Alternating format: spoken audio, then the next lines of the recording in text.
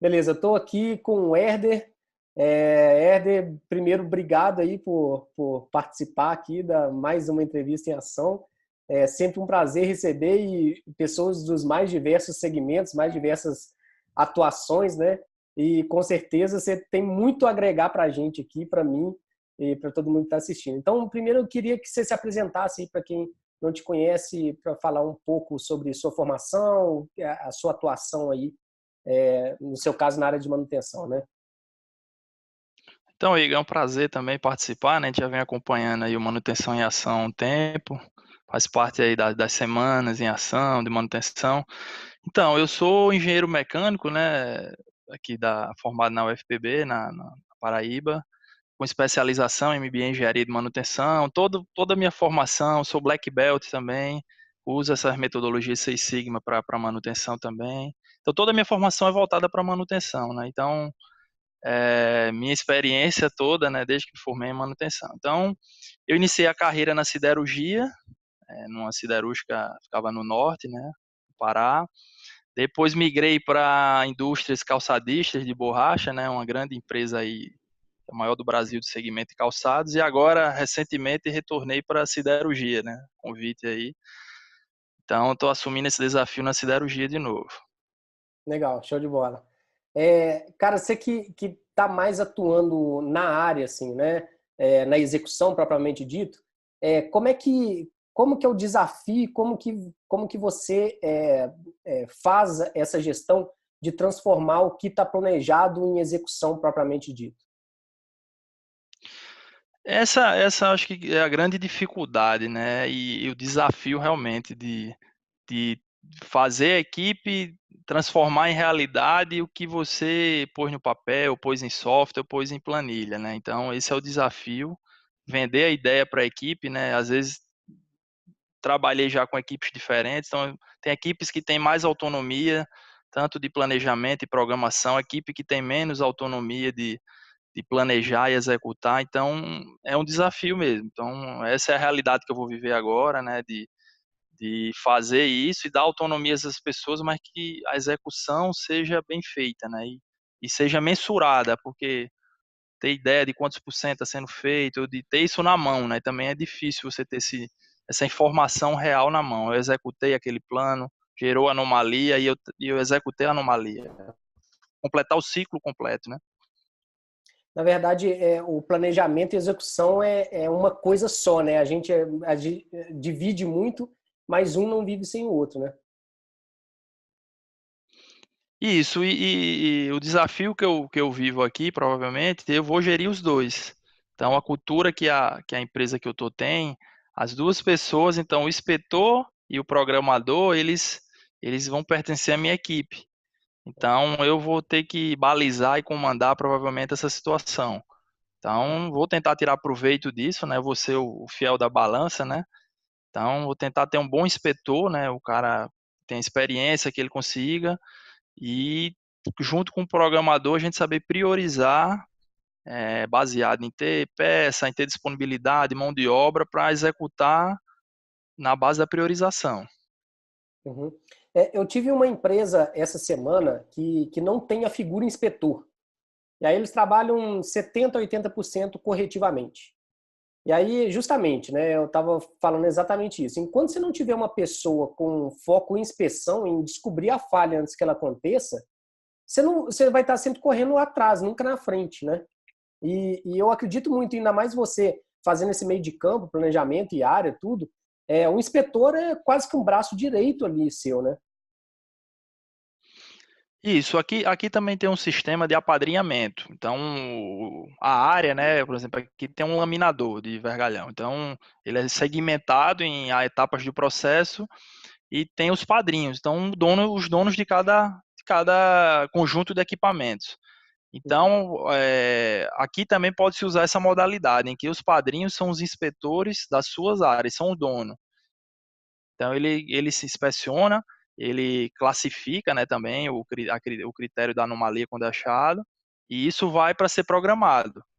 Então, eu estou nesse teste de ter um inspetor dedicado ou de permanecer também com o padrinho vai só executar a tarefa. Então, gente está testando essas duas opções, né? Uhum. Hoje a gente vive muito no ambiente de teste, né? Às vezes é mais fácil, melhor testar e ver o que dá mais certo na prática do que propriamente, né? Eu fazer uma propaganda gratuita aqui, mas de interesse de muita gente. Eu escuto muito podcast, né? É como se fosse YouTube, mas de áudio, né? Pode baixar aí o aplicativo, digitar podcast. E tem um podcast que chama Resumo Cast, que é um canal de livro para empreendedores, que é sensacional, sensacional. Eu acho que tem mais de 200 livros lá já resumidos, as pessoas falam um pouco, e acaba que às vezes entrevista o próprio autor do livro. E eu estava escutando isso quem estava falando era o Gustavo Caetano, que é o CEO da Sambatec, né? Hoje ele né, tem várias startups aí também rodando com ele. E ele estava falando justamente isso, assim, se você tem um mapa e tem um território, e eles são diferentes um do outro, confia no território, não confia no mapa. O que eu estou querendo dizer? Se o soldado foi para a guerra lá, pegou o mapa e era para ter um rio ali, no nada, e não tem, né? Era para ter um rio, não tem, segundo o mapa, né? No nada na terra não que vai dar errado. Então, assim, não adianta planejamento, programação, não adianta tudo isso, e na prática, de repente, a coisa muda um pouco. Não adianta falar assim, você vai gastar 2 horas, sendo que na prática você não gasta e vê que não gasta tudo e querer trabalhar só com a teoria, né? Então, assim, se fosse para falar, eu sempre fui muito mais do planejamento do que da execução, mas não dá para andar uma coisa sem a outra. Então, o tempo inteiro eu estava na área, apesar de ser muito mais do planejamento. E eu acredito que o seu, a sua característica, a sua função, é um pouco a oposta da minha, né? De estar mais na execução do que no planejamento, mas é o que não dá para andar uma coisa sem a outra, definitivamente, né? Mas legal. Uma coisa que eu queria muito escutar de você é sobre retrabalho. É um tema que eu sempre coloco em discussão, porque assim, se for pensar, cara, o inspetor foi lá, identificou ou preditiva, identificou a falha antes dela acontecer, depois foi providenciado todos os recursos, foi contratado serviço, foi comprado material, foi, sabe, foi programado com antecedência, foi lá, fez e de repente não fez em algum ponto falhou, não necessariamente na execução, mas houve retrabalho, tem que fazer todo de novo o processo.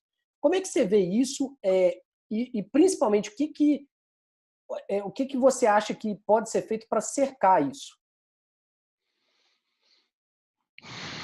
Não é fácil, né? Porque eu acho que depende muito do nível técnico das pessoas que fazem a inspeção. Eu acho que um inspetor tem que ser uma pessoa muito experiente, conhecer muito da área. Para mim é a melhor pessoa, assim, tem que ser o profissional top. Tem que conhecer bem tecnicamente do sistema de manutenção e do que a inspeção, o que aquilo que pede para ele conseguir captar e analisar. Já na execução, transformar o que o cara viu como anomalia em não gerar uma falha também, eu acho que depende da preparação das pessoas, né? A gente recente aqui está vivendo um caso que foi trocado um rolamento, parou para si, pegou preventivamente, combinou a parada, foi trocado aqui o rolamento, e com menos de 24 horas quebrou e piorou a situação, porque chegou a fundir a pista interna do rolamento no eixo. Então hoje está praticamente parada aqui, uma parte da usina, teve que levar o eixo fora para usinar, encher de solda. Então, foi um retrabalho muito maior do que talvez se não tivesse feito. Mas a boa intenção de fazer a manutenção preventiva, nesse caso, gerou uma parada maior. Então, alguma coisa na execução falhou. Não sei dizer, a gente vai ter que analisar tudo. Até para analisar agora ficou difícil com a situação que ficou a peça, né? Então, praticamente fundiu o rolamento no eixo. Então, eu acredito que alguma coisa na execução falhou, porque pela robustez do rolamento, tinha lubrificação, não era para ter falhado em menos de 24 horas, né, de operação. Inclusive, tinha sensoriamentos de temperatura, tudo, mas chegou a falhar. Então, você vê que o retrabalho nesse caso, então a gente está vivendo isso agora, é muito grande mesmo. O custo vai ser alto, o tempo de parada vai ser alto. E foi através de tentar fazer uma preventiva, né? Mas é como eu disse, se não foi bem feita a preventiva, ela gera um retrabalho maior. Uhum. Sem dúvida. Na verdade, não necessariamente está na execução propriamente dito, né? Na troca do rolamento. Pode ser em vários pontos aí, né? Inclusive, pode ser até às vezes uma boa execução, porém, por exemplo, num eixo que já estava um pouco desgastado ali, e aí, de repente, por um motivo ou por outro, ele, enfim. Outro ponto que eu acho que também pode ter sido, analisando a situação que eu vivi, né, que eu vivi não, que eu acompanhei, né, não era a minha equipe, mas houve uma troca de equipes durante a execução. Então, será que também foi bem passado o que um fez para o outro, a finalização ou o início? Então, outro ponto que o ideal que eu acho é sempre a equipe que começar a terminar aquele tipo de serviço. Minimiza ter ruídos da execução, né? Assim, eu apertei, será que apertou 100%? Será que lubrificou? Será que fez todo o procedimento de limpeza, de teste? Então, sempre que possível, eu acho que uma boa prática é usar a mesma equipe do início ao fim para executar aquela atividade. Uhum. Você falou que é um de grande porte, né? Um rolamento mais robusto, tudo. Tem o hábito de fazer análise de vibração depois que instala? Assim, eu acredito que sim. Eu não, como eu te falei, eu estou chegando agora, mas a máquina tinha um sensor de temperatura e um sensor de vibração online. Uhum, Então, é, é, ela tinha um acompanhamento de vibração por ser uma máquina crítica e de temperatura. Então, uhum, está se analisando se houve uma falha, até se aquilo ali, porque ter uma leitura pode até ter, mas será que aquilo ali tem um set point e quando chegar naquele nível desliga a máquina? Então, tudo isso uhum, está sendo investigado. Então, ter só a leitura, nesse caso, não adianta. Tem que ter a leitura e setar um. Chegou a 7 milímetros por segundo de vibração. Então, desliga a máquina, dá um alarme e desliga. Então, esses são pontos que estão sendo analisados, se a temperatura que estava setada é coerente para o rolamento. Ou será que 100 graus é suficiente? 150? é, Ou tem que baixar para 80 para dar uma segurança de. é. É, uma coisa que a gente tinha na última empresa aí que eu estava responsável pelo planejamento, por toda essa parte, é, a gente tinha preditiva própria. Então, assim, principalmente rolamentos de grande porte, antes, assim, possível, da maioria das vezes, um dia antes da execução, quando era uma execução dessa, a gente media a vibração e media depois de novo, justamente para falar assim, não, tá ok, fez a troca, tá ok. Porque tinha algumas trocas que fazia, media logo depois falando assim, para que não tá bom, definitivamente, não tá bom. Tem alguma coisa aí. Antes de quebrar de novo, né? Alguma coisa aconteceu, é o que você falou. Né? Agora, uma outra coisa que eu também gosto da sua nomenclatura aí, você falou, estamos investigando, que é a famosa análise de falha, né? Então, assim, isso, cara, e eu sempre repito muito, é, a análise de falha é justamente um processo de investigação, né? Quando a gente não conhece. É uma ferramenta poderosíssima também, né? Mas o melhor de tudo é quando está enraizado na gente, né? Esse processo, assim, de busca da causa raiz, né? Que você fala disso também? Qual que você já teve alguma experiência com análise de falha e como é que você usa no dia a dia aí? Eu acredito muito na análise de falha, né? Mas nem sempre ela é bem feita, assim. A gente vê durante o dia a dia, a gente treina as equipes, ou já, mas é uma coisa que é persistente. Você tem que estar sempre cobrando e analisando, né? É o tipo de coisa que quando você distrai um pouco, começa a cair um pouco a qualidade das análises, porque a análise ela tem que ser feita pensando para nunca mais acontecer aquela falha. Então, muitas análises a gente pega com soluções paliativas.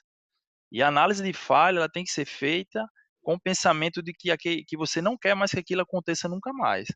Então, você vai colocar rotinas de manutenção, inspeção, ações que vão buscar que aquela falha não aconteça. Se aquela falha voltar a acontecer, então houve alguma deficiência na análise. Então, muitas vezes, para você se aprofundar esse nível de pensar em soluções para que não a falha não volte, então, tem fatores como custo, a execução. Às vezes tem soluções simples, como criar um plano de manutenção de rotina, ou às vezes tem um investimento. Mas depende de uma análise bem feita, até para se justificar um investimento com a diretoria, com a gerência. Então, é uma ferramenta poderosíssima. Aqui onde eu trabalho roda, né? Existe um acompanhamento, precisa de melhorias, claro, não, o processo é bem, os formulários são bem feitos, a estrutura é bem feita, mas a massa humana precisa de um acompanhamento rotineiro, de estar sempre instigando o pessoal a ir mais fundo e buscar soluções definitivas para que não volte a falha. Show de bola, né? E quando a gente leva essa, imagina um inspetor, né? O inspetor participou de uma análise de falha, de duas, de cinco, de 10. Quando o cara está inspecionando na área, ele já está pensando existe essa falha, estou vendo ela, mas o que, que eu vou fazer para não voltar a acontecer, né? Ou assim, ou pelo menos ela só voltar a acontecer no final de vida útil, quando ela deveria de fato acontecer, né? Na verdade, assim, eu penso muito eu tenho três critérios, assim, né, que eu já ouvi de algumas pessoas e são três coisas que geram a falha, né? Um plano não cumprido, um plano não executado ou plano inexistente. É, Então, são três coisas básicas que se você roda para um lado, roda para o outro, acaba caindo nisso. Não, numa análise de falha, nos 5 porquê. Então, quem quer ter plano de manutenção, plano não cumprido, plano ineficiente, que é um plano que não está bem feito, não contempla alguma coisa, o plano não executado. Então, são três coisas, o plano inexistente também, né? São três situações que eu acho que são fundamentais. sem dúvida. Éder, para a gente ir finalizando aqui, qual conselho que você daria aí para quem está iniciando? Essa é uma pergunta de prática que eu estou fazendo aí das últimas perguntas, mas para quem está iniciando na área de manutenção, enfim, qual conselho que você daria? O que, que você acha para as pessoas assim que querem crescer, né, profissionalmente na área de manutenção? O que, que você falaria para essas pessoas? Então, assim, primeiro passo é buscar capacitação, né? Hoje em dia, muitos são engenheiros mecânicos, tudo, mas buscar capacitação, abrir a mente, né? A manutenção hoje, ela não é mais apenas uma parte das empresas, né? Era uma área estratégica. As empresas hoje estão aquecendo novamente, estão investindo em bons profissionais de manutenção. Então, profissionais com experiência ou profissionais jovens, mas que estão preparados, né? A manutenção hoje visa muita técnica, muita estatística também, muita avaliação, análise. Eu acho que tem que acreditar que os planos, que as inspeções, que isso funciona, acreditar mesmo, porque se você não acredita e faz só por fazer, não tem resultado. Então tem que acreditar, não é uma coisa a curto prazo, algumas coisas aparecem a curto prazo, mas tem que ser persistente também. Quem é o gestor das equipes, ele tem que ser o grande vendedor disso aí, de que vai dar certo, otimismo e cobrar e acreditar que vai dar certo, que é fato que vai dar resultado. Agora não é uma jornada fácil, né? Gera muitas frustrações, muitas alegrias, quando dá certo, comemorações, mas não é fácil. É muito persistência, né? Persistência e técnica, eu posso dizer. Uhum. Sem dúvida. Cara, obrigado mais uma vez. Obrigado mesmo por ter aceitado aqui. Foi muito produtiva essa entrevista aqui. Valeu demais. Não, beleza. Vamos mantendo contato aí. Sempre vou estar precisando da sua assessoria aí, né? O que eu puder ajudar também. Eu gosto muito dessa área de manutenção. É uma contribuição mútua, né? Você me ajuda e a gente se ajuda aí, vai evoluindo. Com certeza. Valeu.